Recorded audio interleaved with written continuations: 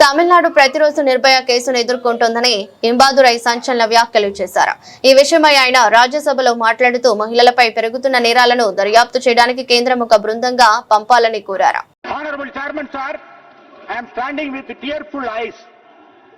உங்களுக்கு எனது கண்ணீர் வணக்கம்.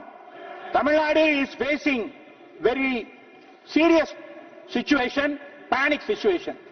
ஒரு ஹத்ராத் வழக்குக்காக இந்த நாடே கடுமையாக அதிர்ச்சிக்குள்ளாக்கிய ஒரு ஹத்ராத் வழக்கு.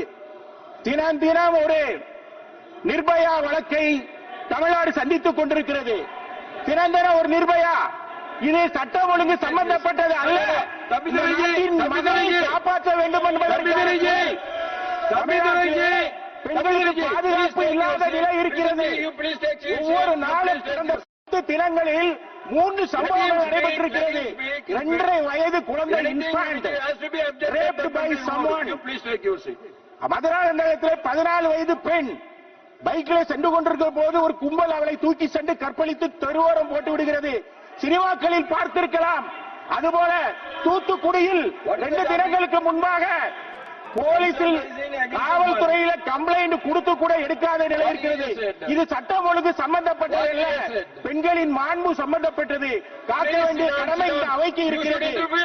மணிப்பூரிலே பெண்களுக்காக கலக்குகிறவர்கள், மனம் இறங்குகிறவர்கள் தமிழ் பெண்களுக்காக தயவு காட்ட மாட்டீர்களா? இந்த அவை மணிப்பூருக்கு இங்கிருந்து ஒரு குழுவை அனுப்புகிறது. ஏன் தமிழ்நாட்டுக்கு அனுப்பக்கூடாது? மகளிர் ஆணையத்தை அனுப்புங்கள், இந்த நாடாளுமன்ற குழுவை அனுப்புங்கள். அங்கு நடைபெறுகிற அநியாயங்களை, பெண்களுக்கு பாதுகாப்பு இல்லாத நிலை இருக்கிறது. அந்த நிலையை மாற்றுவதற்கு நீங்கள் நடவடிக்கை எடுக்க வேண்டும். கணக்கிலே நாடாளுமன்றம் அவ்வாறு செய்திருக்கிறது. அதுபோல வழக்கிலே நாடாளுமன்ற உள்துறை செயலாளர் அறிக்கை பெற்றிருக்கிறார். ஏன் தமிழ்நாட்டுக்கு மட்டும் கேட்க மாட்டேங்கிறீங்க? தமிழ்நாட்டில் நடைபெறுகிற பெண்களுக்கு பாதுகாப்பு இல்லாத நிலை இருக்கிறது.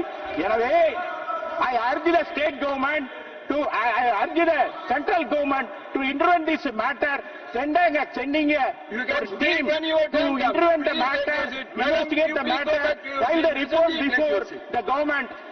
This is my urging, because மணிப்பூருக்கு கலந்துவீங்க, மெழுகுவர்த்தி ஏந்துவீங்க, ஆனா தமிழ் மக்களுக்கு கிடையாதா என்று கேட்டு விடைபெறுகிறேன். கண்ணீரோடு விடைபெறுகிறேன்.